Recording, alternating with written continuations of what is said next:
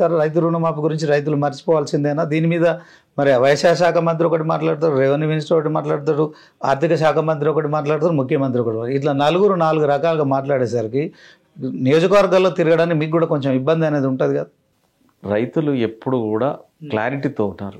రుణమాఫీ చేసినారు, ఏకకాలంలో చేసినారు, చాలా బాగా జరిగిందన్న సంతోషంలో ఉన్నారు. ఒక్కొక్క నియోజకవర్గంలో ఇంకా చేస్తారని అనుకుంటున్నారు. కానీ మొన్ననే అసెంబ్లీలో వ్యవసాయ శాఖ మంత్రి తుమ్మల నాగేశ్వరరావు గారు చెప్పినారు, రుణమాఫీ చాప్టర్ క్లోజ్, ఇంకా చేసేది లేదు, ఏ ఇబ్బందులు ఏదైనా ఉన్నా కూడా చూసుకుందామని చెప్పినారు. కాబట్టి దానికి ఇంకా పొడిగించేది లేదు. పొడిగించిన కొద్దీ ప్రజల్లో, రైతుల్లో రుణమాఫీకి నిబంధనలకు లోనపడడం వల్ల మళ్ళీ ఆశలు రేకెత్తించడం ఇష్టం లేదు.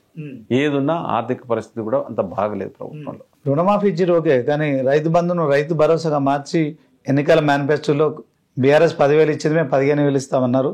ఓకే, రైతు భరోసా కింద 12,000కి ఇస్తామని చెప్పి సీఎం రేవంత్ రెడ్డి గారు చెప్పారు. కానీ దాంట్లో కూడా క్లారిటీ లేదు. 2-3 పంటలు అవుతున్నాయి, ఇంతవరకు అందరికి ఇవ్వట్లేదని ప్రతిపక్షాలు ఆరోపిస్తున్నాయి. ఏం చెప్తారు? ప్రతిపక్షాలు ఇంతవరకు 100 ఎకరాలు ఉన్నాయి, రాళ్లకు, కంచెలకు, గుట్టలకు, ఫంక్షన్ హాళ్లకు ఆ భూమిని, వ్యవసాయ భూమి నుంచి రైతు బంధును కొట్టేసినారు. లక్షల రూపాయలు దుర్వినియోగం, 1,000 కోట్లు.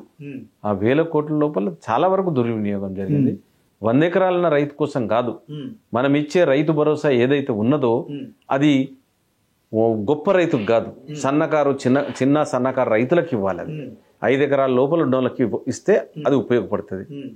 మల్లారెడ్డికి ఇచ్చిరి, మహేందర్ రెడ్డికి ఇచ్చిరి, డీజీపీ మహేందర్ రెడ్డికి పడే, ఇటు మల్లారెడ్డికి పడే. 100 ఎకరాలున్నాయి వాళ్ళకు, ఏం అవసరం అది? ఇట్లా దుర్వినియోగం జరగకూడదనే మేము కొన్ని 4 ఎకరాల 5 ఎకరాలకు రెస్ట్రిక్ట్ చేసినాము. ఇన్కమ్ ట్యాక్స్ కట్టేవాళ్ళు, ఉద్యోగస్తులు, వాళ్ళందరికీ అవసరం లేదు. కాబట్టి ఇదంతా కూడా ఒక ఫ్రేమ్ చేసుకొని రైతు బంధు సరి అయిన రైతుకు ఇవ్వాలన్న ఉద్దేశంతోనే రైతు భరోసాని ఇవ్వడం జరిగింది. వాళ్ళ టిఆర్ఎస్ హాయంలో లాగా మోసం చేయకూడదు అనేది, ప్రభుత్వ ఖజానాను బలి అంటే ప్రజల సొమ్మును దుర్వినియోగం చేయకూడదు, అర్హులకే ఇవ్వాలని చెప్పి ఇవ్వాలన్న ఉద్దేశంతో ఉన్నాం. కవంపల్లి గారు, ఇప్పుడు మహిళలకు ఉచిత బస్సు ప్రయాణం అనేది వెంటనే మీరు ప్రభుత్వం అధికారంలో రాగానే తొలి ఫైలుపై సంతకం చేశారు రేవంత్ రెడ్డి గారు. ఆ మర్నాడే అసెంబ్లీ నిర్వహించారు, అక్కడే ప్రారంభించారు.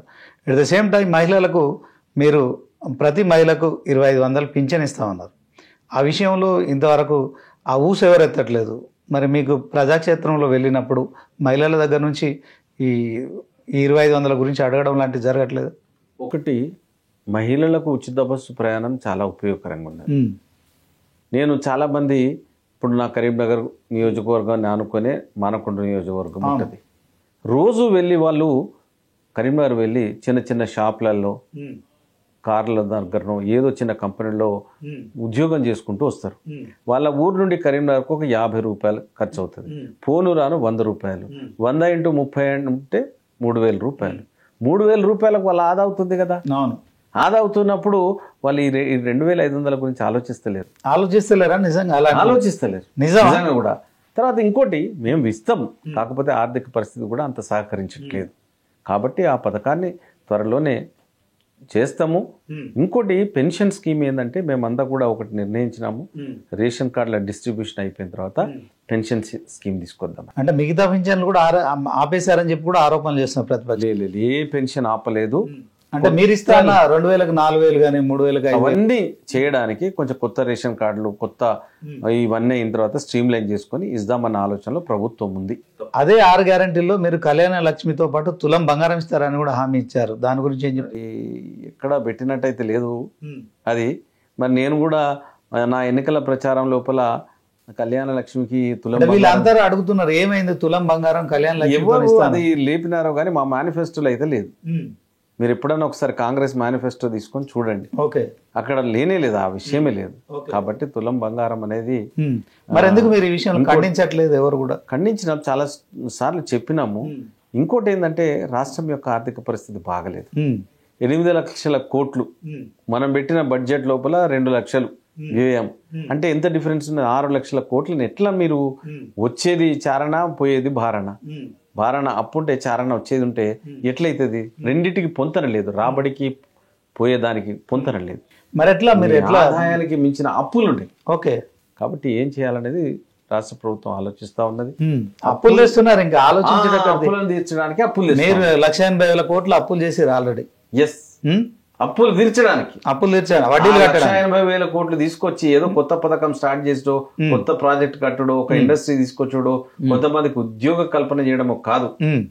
కేసీఆర్ గారు చేసిన అప్పులను తీర్చడానికి 1,80,000 కోట్లు అప్పులు చేసినాం మీరు.